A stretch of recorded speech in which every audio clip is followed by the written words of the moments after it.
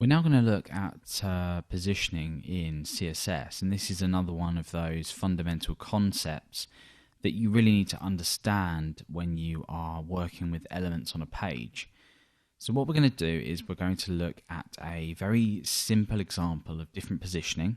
We're going to look specifically at position of fixed, of relative, and of absolute. So what happens when we just put an element on a page? So for example, a div with a class of box, as we've used this example before.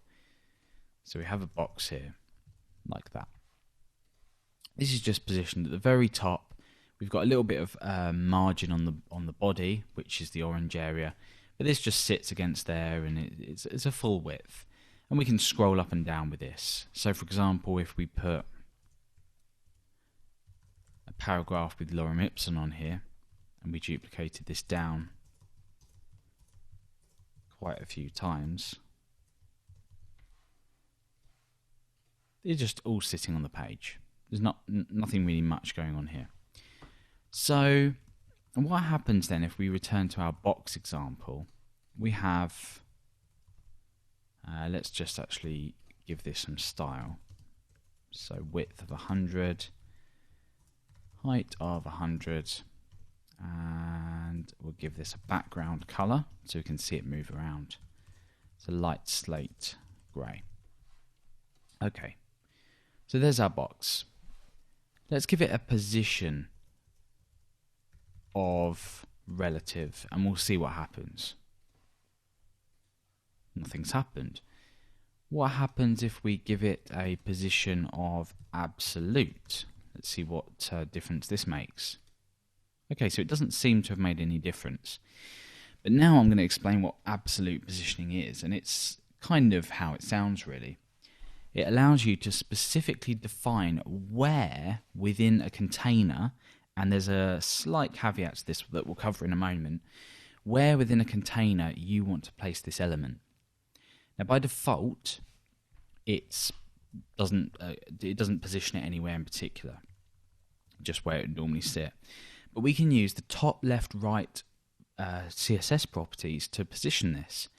So for example, say I wanted it 200 pixels from the left of the, not the parent container, from the body, basically.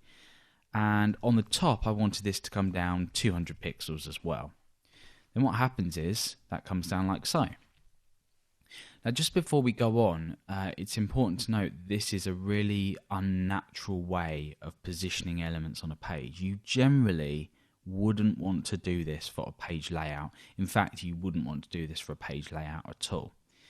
Now, the reason you wouldn't want to do this for a page layout is, technically you could position everything absolutely on the page. You could position your header where you wanted it. You could position your menu where you wanted it. You could position your content area where you wanted it. You could position your footer where you wanted it. However, what that means is, if for example on the left it was 800 pixels, like so, and that was part of your design, when you pull this in, it's going to be pretty much impossible to achieve a responsive design, at least without any JavaScript. So position absolute does have its place, and we'll look at where that is in a moment. But yeah, you wouldn't want to do this for layout. Okay, so that's a little bit of theory behind that. We also have position fixed. Now, watch what happens when I change that to position fixed and I refresh. It looks like nothing's changed. But let's take a look at how this differs. So I'm going to add a bit of content to the page. So I'm going to create some paragraphs here.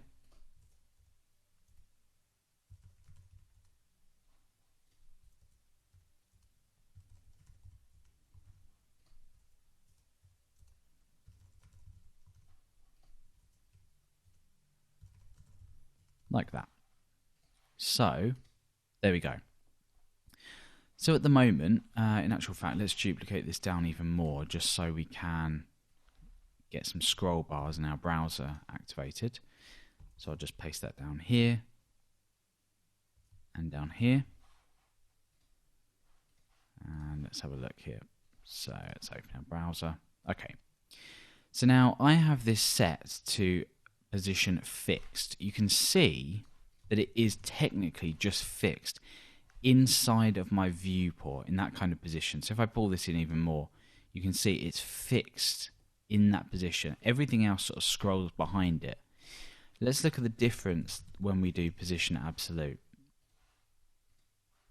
There we go, it moves with the content. So really you can think of positioning of an element absolute is like positioning an element on the page in a specific position, but positioning fixed is like positioning an element within the viewport. Now, like I said, position absolute and position fixed, you wouldn't want to use these for layout purposes. However, what we can do is we can utilize them in smaller components, and we're going to look at a couple of examples of that. Okay, so let's also talk about positioning elements absolutely within other containers. So let's get rid of this. And let's get rid of all of these paragraphs here. We don't need them anymore. And let's keep our box. But inside of this, let's create an item. Okay. So, our item is going to be a width of 20 pixels. It's going to be a height of 20 pixels, and the color is going to be red. So, that currently, if we just have a look for the class of item width 20 pixels, height, color, red. Sorry, the background color needs to be red, not the color, that's the foreground. So there's our item. Let's also give some margin to the box just to pull it away from the body a little bit. So we'll say margin of 20 pixels. So there we go. Okay, so if I wanted to say absolutely position this element in here, and I wanted to say top 0 and left 0, you would expect that to sit at the top in this corner where it currently is sitting within this element. That's what you would naturally expect, because we've already seen that we can position from 0 upwards. We can even do minus values as well. So if I was to, inside of the item selector, say position absolute, let's take a look at what changes. You'll probably guess nothing changes, because we haven't used the top, left or right CSS property. But let's set the top to 0 and the left to 0. So like I said, you would expect the element to stay where it is, because the 0 coordinate inside of this box is just about here. Now when I refresh, look what happens. It comes out of this element. So to try and position an element absolutely within another element doesn't work without adding something else first. And that is specifically defining the parent container to have relative positioning. So we say position relative on this parent container. And now when we refresh, that absolutely positioned element is contained within that item. So now we know technically what positioning is and how it looks and how it works. We need to look now at some practical examples. So the first practical example is going to be the header of a website that stays at the top of the page when you scroll down. So how can we achieve this? Well, let's get rid of all of this styling. We don't need that anymore. And let's create a header element. So this header element is going to be our site header. So we'll just call this site header. And in here, we'll just say, this is my site header. And let's go ahead and give this some styling. So site header, we'll give it a background again of slate grey. And let's give this some padding, say of 20 pixels. There we go. So that's the site header. So let's mimic some site content in here. So down here, let's imagine that we had lots of paragraphs again, with some lorem ipsum in there. And let's duplicate this down a few times.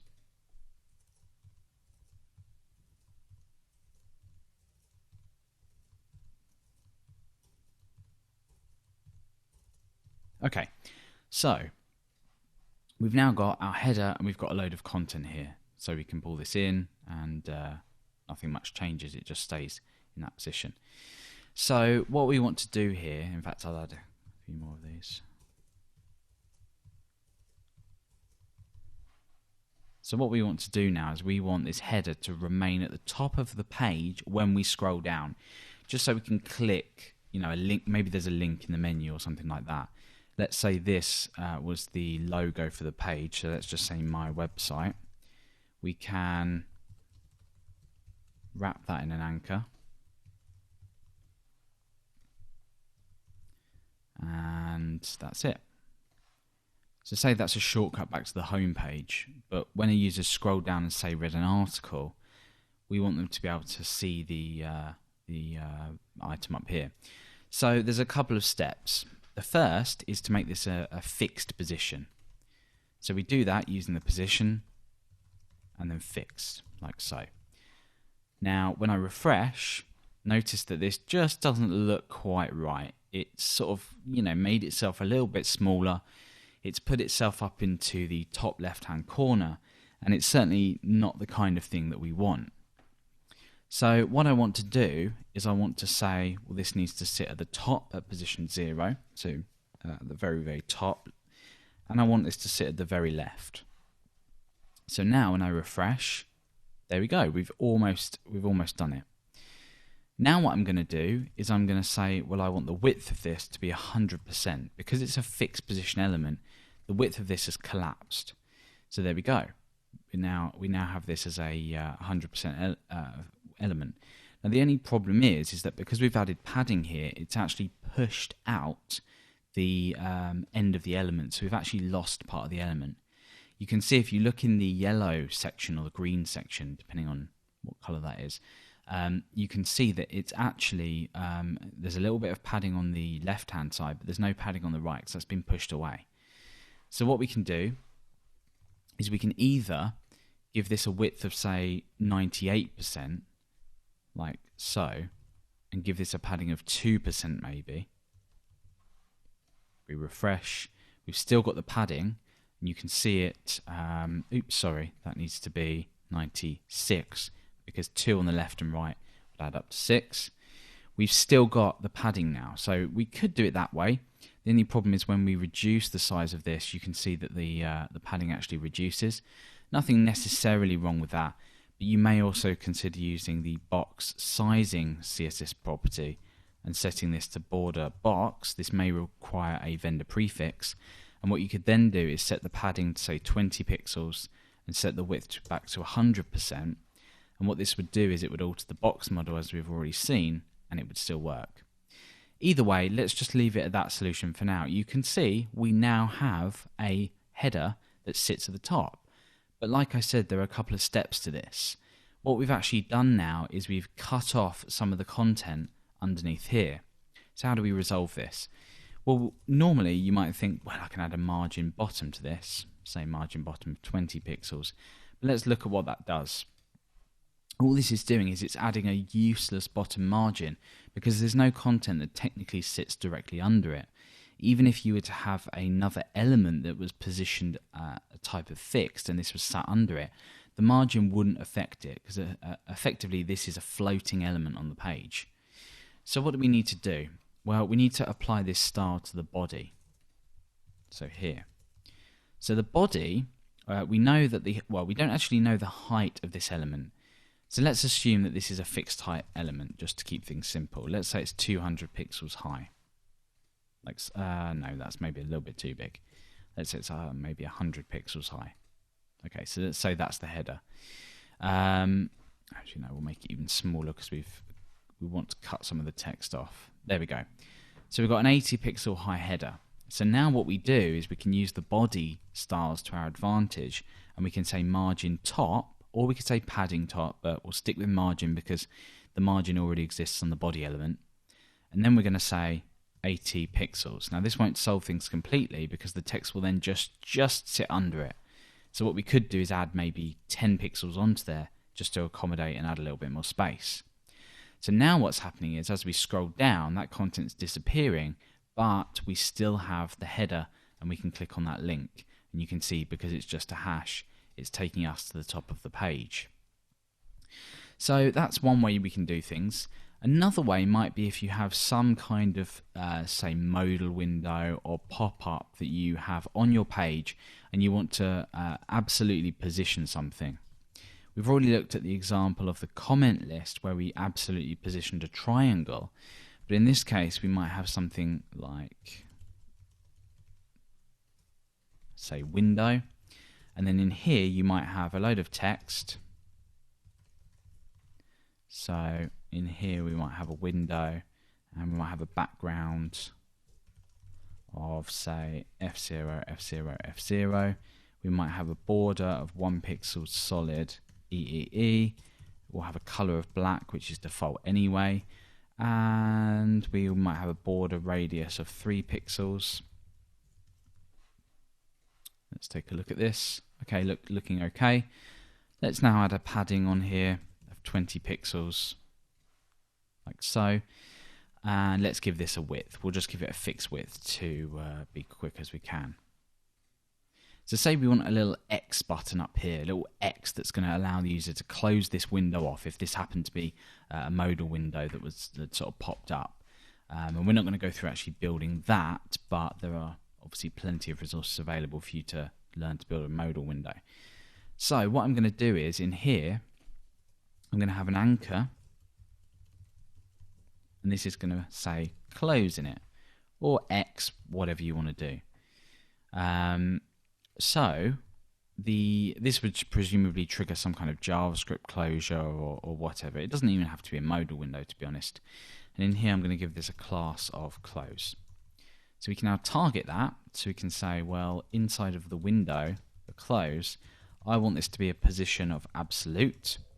I want this to be on the top. I want this to come down at about 10 pixels. And on the right, I want this to come down about 10 pixels as well. Now we have the problem where this is just going to go right to the very outer side of the page, which is really, really annoying. We obviously don't want this.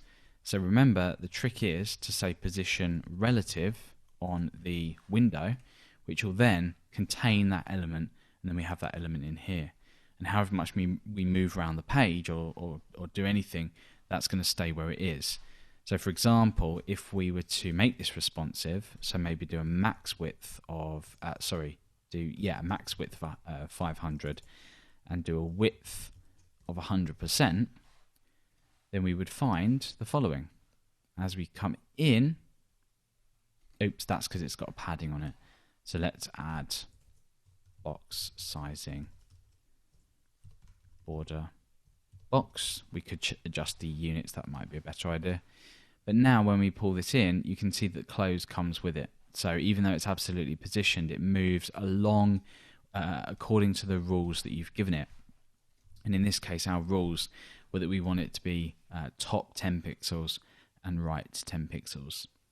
So here we've looked at a couple of examples, both a theory and a couple of practical examples of how we might use positioning. We already saw it in the comment system where we did the triangle, and you will probably come across at least some point where you need to use this. So you can use everything you've learned from this video to go away and actually implement this correctly and without having to get confused over why you have to add a position relative to the parent container. So that is relative positioning and absolute positioning and fixed positioning in CSS.